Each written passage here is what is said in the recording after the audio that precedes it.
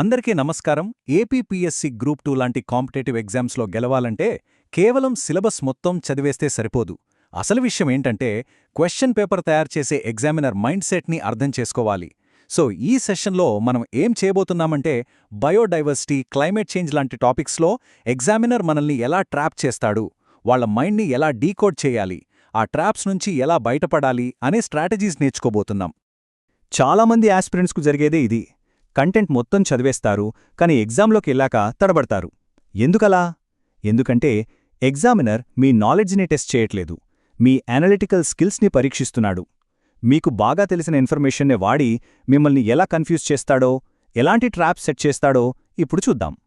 మన టార్గెట్ ఏంటంటే ఈ పద్మవ్యూహాన్ని ఛేదించడమే. సరే, ఇక అసలు మ్యాటర్లోకి వద్దాం. ఎగ్జామ్లో మనల్ని ఇబ్బంది పెట్టే ఎలాంటి కష్టమైన ప్రశ్ననైనా సరే ఈజీగా సాల్వ్ చేయడానికి మనం ఒక పవర్ఫుల్ 3 స్టెప్ ఫ్రేమ్వర్క్ను వాడబోతున్నాం. ఈ 3 స్టెప్స్ మనకు కరెక్ట్ దారి చూపిస్తాయి. ఈ 3 స్టెప్స్ ఏంటో క్విక్గా చూద్దాం. ఫస్ట్ది పిట్ఫాల్, అంటే ఎర. ఎగ్జామినర్ ఏం చేస్తాడంటే మనకు బాగా తెలిసినట్టుగా కనిపించే ఒక విషయాన్ని ఎరగా వేస్తాడు. ఇక రెండోది ఓవర్థింక్. ఆ ఎరను చూడగానే మనం అవసరానికి మించి ఆలోచించేసి మన కామన్ సెన్స్నే తప్పుగా వాడి లాజిక్లో ఫెయిల్ అవుతాం. ఇక ఫైనల్గా మూడోది ది చీట్ కోడ్. ఇదే మన అసలైన కిటుకు. ఈ కన్ఫ్యూజన్ అంతా పక్కన పెట్టి నేరుగా కరెక్ట్ ఆన్సర్ దగ్గరికి తీసుకెళ్లే ఒక సింపుల్ ఫ్యాక్ట్ లేదా లాజిక్ అన్నమాట. రైట్, ఇక అసలు అనాలిసిస్ స్టార్ట్ చేద్దాం. ఇందాక మనం చెప్పుకున్న 3 స్టెప్ ఫ్రేమ్వర్క్ను వాడి multi statement questions, match the following, add one out, ఇలా రకరకాల ప్రశ్నల్లో దాగి ఉన్న ట్రాప్స్ని ఎలా పట్టుకోవాలో కొన్ని రియల్ కేస్ స్టడీస్తో చూద్దాం. ఇదిగో ఇక్కడ మన ఫస్ట్ ట్రాప్. ఒక సిటీకి చాలా ప్రతిష్టాత్మకమైన యుఎన్ సపోర్టున్న రామ్సార్ సైట్ అక్రిడిటేషన్ వచ్చింది అనుకుందాం. దాని అర్థమేంటి? ఆ సిటీకి పర్మనెంట్ ప్రొటెక్షన్ దొరికినట్లేనా? దీన్నే మనం పర్మనెంట్ వెట్లాండ్ ఇల్యూజన్ ట్రాప్ అంటాం. చూడ్డానికి చాలా సింపుల్గా అనిపిస్తుంది కదా, అందుకే చాలామంది ఈజీగా అవును పర్మనెంట్ అనే ఉచ్చులో పడిపోతారు. ఇక్కడే మన ఓవర్థింక్ స్టెప్ వస్తుంది. ఒక ఆస్పిరెంట్ ఎలా ఆలోచిస్తాడో చూడండి. అరే, ఇండోర్, ఉదయ్పూర్ లాంటి సిటీస్కి ఏకంగా యుఎన్ సపోర్ట్స్తో ఒక స్టేటస్ వచ్చింది కదా, అది ఖచ్చితంగా పర్మనెంట్ అయ్యుంటుంది అని చాలా లాజికల్గా అనుకుంటారు. వినడానికి లాజిక్ చాలా కరెక్ట్గానే అనిపిస్తుంది. కాని అస్సలు పొరపాటు జరిగేదిక్కడే. ఇదే లాజిక్ ఫెయిల్యూర్. మరే చీట్ కోడేంటి? సింపుల్. ఈ అక్రిడిటేషన్ అనేది ఒక 6 సంవత్సరాల లైసెన్స్ మాత్రమే. అది పర్మనెంట్ స్టేటస్ అస్సలు కాదు. ప్రతి 6 ఏళ్లకు దాన్ని రెన్యువల్ చేసుకోవాలి. చూసారా? ఈ ఒక్క సింగిల్ ఫ్యాక్ట్ తెలిస్తే చాలు ఆ మొత్తం లాజికల్ ట్రాప్ని బ్రేక్ చేసిరొచ్చు. కీలకమైన పాయింట్ ఇదే. సరే, నెక్స్ట్ ట్రాప్కి వెళ్దాం. ఒక మల్టీనేషనల్ అగ్రిమెంట్ పేరు కాలీ ఫండ్ అనుకోండి. కాలీ అనే పదం వినగానే మీకేం గుర్తొస్తుంది? కాలిఫోర్నియా లాంటి ఏదైనా ప్లేసా, లేదా మరేదైనా ఉందా? దీన్నే సిమాంటిక్ డెకాయ్ అంటారు. అంటే పేర్లతో మనల్ని మాయ చేయడం అన్నమాట. ఎగ్జామినర్ ఇలాంటి పేర్లతో మనల్ని ఎలా తప్పుదారి పట్టిస్తాడో చూద్దాం. ఈ 2 ట్రాప్స్ని ఒకసారి విడదీసి చూద్దాం. ఫస్ట్ది కాలీ ఫండ్. కాలీ అనగానే మనకు కాలిఫోర్నియా లాంటి సముద్రతీర ప్రాంతం గుర్తొస్తుంది. కానీ అసలు విషయమేంటంటే అది జెనెటిక్ డేటాకు సంబంధించింది.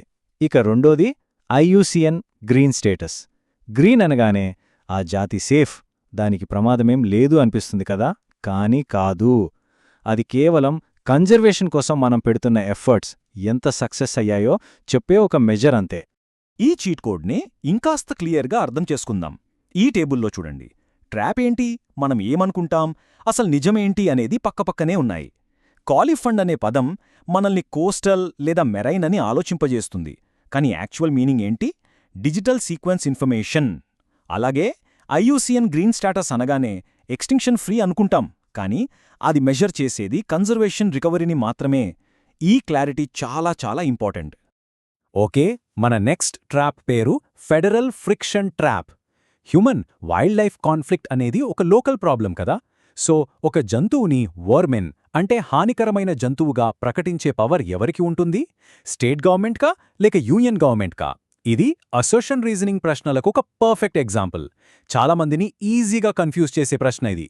ఇక్కడ ఓవర్థింక్ ఎలా పనిచేస్తుందో చూద్దాం. మన లాజిక్ ఏమని చెప్తుంది?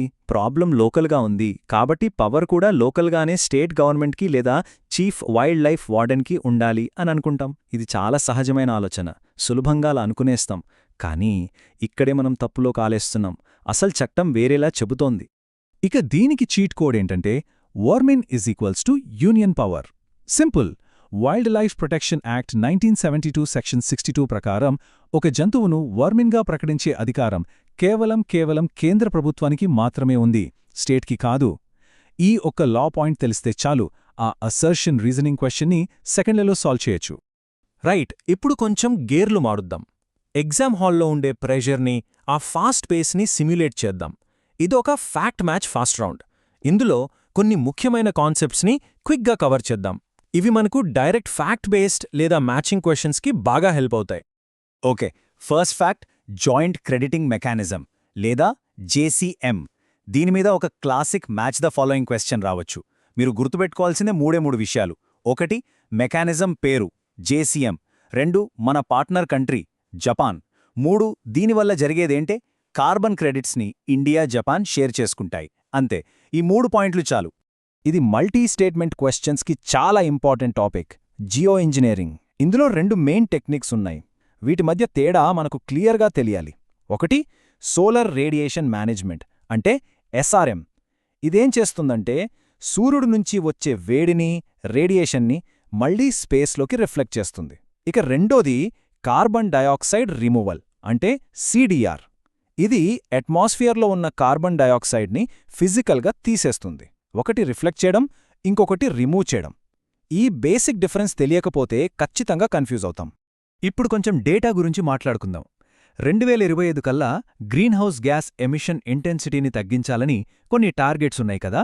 ఈ టార్గెట్స్లో కొన్ని మేజర్ ఇండస్ట్రియల్ సెక్టార్స్ ఉన్నాయి. అయితే వాటిలో లేని అంటే ఆడ్ వన్ అవుట్ లాంటి మేజర్ సెక్టార్ ఏది? ఇక్కడ ఎగ్జామినర్ పెట్టే డికాయ్ ఏంటో తెలుసా? Iron and steel sector. ఇదెందుకంత పర్ఫెక్ట్ ట్రాప్ అంటే దేశంలో అతి పెద్ద పొల్యూటర్స్లో ఐరన్ అండ్ స్టీల్ ఒకటి. సో లాజికల్గా ఆలోచిస్తే అది ఖచ్చితంగా ఈ లిస్ట్లో ఉండాలి అని మన బ్రెయిన్ వెంటనే అనుకుంటుంది. కానీ అసలు కిటుకు ఇక్కడే ఉంది. ప్రస్తుతానికి ఈ స్పెసిఫిక్ రూల్ నుంచి ఐరన్ అండ్ స్టీల్కి ఎగ్జంప్షన్ ఇచ్చారు.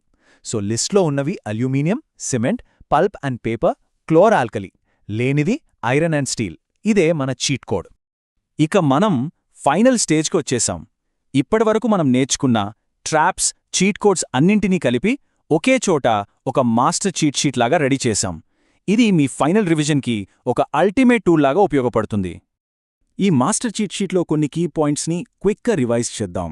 చూసారా, వెట్లాండ్ సిటీస్ దగ్గర మనం ఎలా ఓవర్థింక్ చేస్తాం, అసలు చీట్ కోడ్ ఏంటి, వార్మింగ్ లాస్ దగ్గర మన లాజిక్ ఎలా ఫెయిల్ అవుతుంది, కరెక్ట్ ఫ్యాక్ట్ ఏంటి, జీహెచ్జీ టార్గెట్స్ దగ్గర మనల్ని ఏ డెకాయ్ తప్పుదారి పట్టిస్తుంది, ఇలా ప్రతిదానికి ఓవర్థింక్ వర్సెస్ చీట్ కోడ్ ఫార్మాట్లో ఉంది. ఇది మీకు లాస్ట్ మినిట్ రివిజన్కి చాలా బాగా హెల్ప్ అవుతుంది. ఒక చివరి మాట, కేవలం ఇన్ఫర్మేషన్ తెలుసుకోవడమే ముఖ్యం కాదు, అసలు ప్రశ్న ఎలా వస్తుందో ముందుగానే ఊహించగలగాలి. సో ఇకపై చదివేటప్పుడు కేవలం కంటెంట్ చదవడం ఆపేసి ఒక ఎగ్జామినర్లాగా ఆలోచించడం స్టార్ట్ చేయండి.